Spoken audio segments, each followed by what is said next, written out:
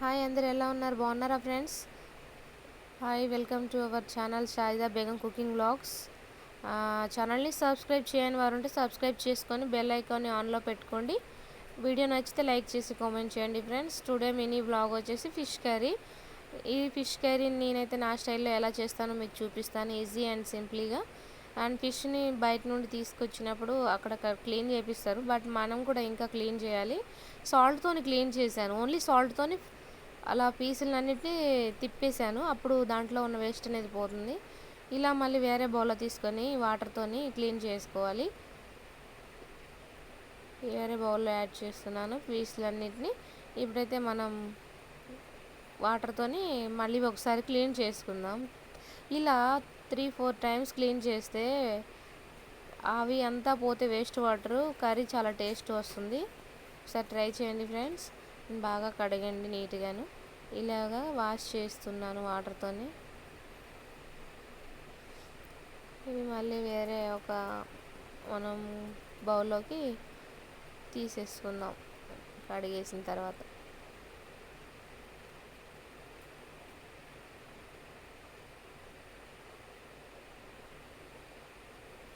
ఇలా పీసులన్నింటినీ నీట్గా కడిగేయాలి. ఇలా కడిగిన తర్వాత మనం వేరే బౌల్లోకి ట్రాన్స్ఫర్ చేసుకుందాం. ఇవైతే గోల్డెన్ ఫిష్ అండి.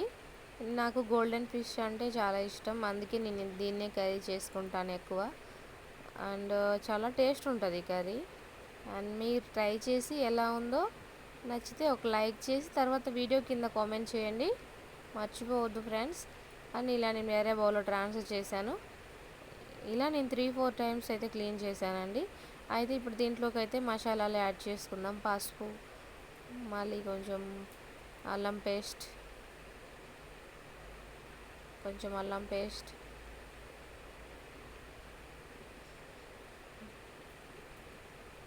అయితే కారం కొంచెం, ఎవరికి ఎంత కారం అయితే తీసుకుంటారో అంతని కారంని యాడ్ చేసుకోండి. ఇప్పుడైతే కారం కూడా వేసేసాను. అయితే నేను వీటికి మసాలాలు అయితే కొంచెం డిఫరెంట్గా పట్టానండి. అండ్ కొబ్బరి పొడి అండ్ పల్లీలు ఇవి వేరే పట్టుకోవాలి. ఆనియన్స్ ఆయిల్లో వేయించి మిక్సీ చేసి పెట్టుకున్న పేస్ట్ ఒకటి, అండ్ అల్లం వెల్లుల్లి పేస్ట్ ఒకటి, మళ్ళీ ఇంకొకటి ఆనియన్ జీలకర్ర అండ్ పేస్ట్ పట్టి పెట్టుకున్నాను. ఇవైతే మసాలాలు అయితే నేను కర్రీ కోసం అయితే తీసుకుంటాను. ఇలాగా ఒక 1/2 అవర్ డీప్ ఫ్రిడ్జ్లో పెట్టి మ్యాగ్నేట్ చేసుకోవాలి. ఈ తర్వాత బౌల్ పెట్టేసి ఆయిల్ వేసుకొని కర్రీ అయితే ప్రిపేర్ చేసుకుందాం. ఆయిల్ వేడి చేస్తున్నాను. అయితే నేను ముందుగానే ఆనియన్స్ని ఆయిల్లో డీప్ ఫ్రై చేసి అండ్ జీలకర్రతో మిక్సీ పేస్ట్ చేసి అలా పెట్టేశాను. అది మెంతుల పొడి, జీలకర్ర, ఆనియన్స్ ఇవి మూడును మిక్సీ చేసి పెట్టుకున్నా. ఇప్పుడైతే ఈ ఆయిల్ హీట్ అయిపోయిన తర్వాత నేను ఇవి మనం పట్టుకున్న ఆనియన్ పేస్ట్ ఉంటుంది కదా, జీలకర్ర, ఆనియన్, మెంతులు, ఈ పేస్ట్ని అయితే ఆయిల్లో యాడ్ చేస్తున్నాను. అలా యాడ్ చేసుకోవాలి ఆనియన్స్ పేస్ట్ మొత్తంగాను. ఒక 3-4-5 ఆనియన్స్ అయితే టేస్ట్ బాగుంటుంది. ఇలాగ కొంచెం పూర్తిగాను ఆనియన్ పేస్ట్ మొత్తం కూడా వేసేసాను.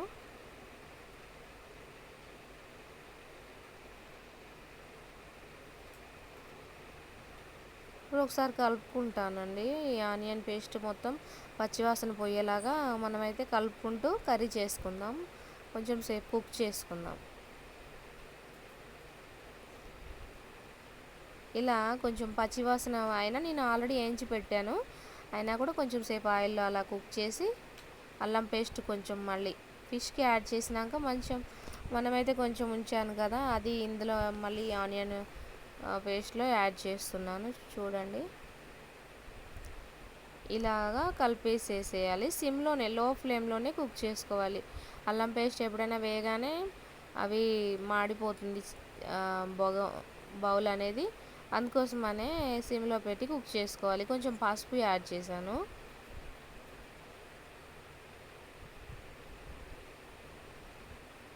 ఇలా కొంచెం సేపు పచ్చివాసన పోయేలాగా కుక్ చేసుకోవాలి.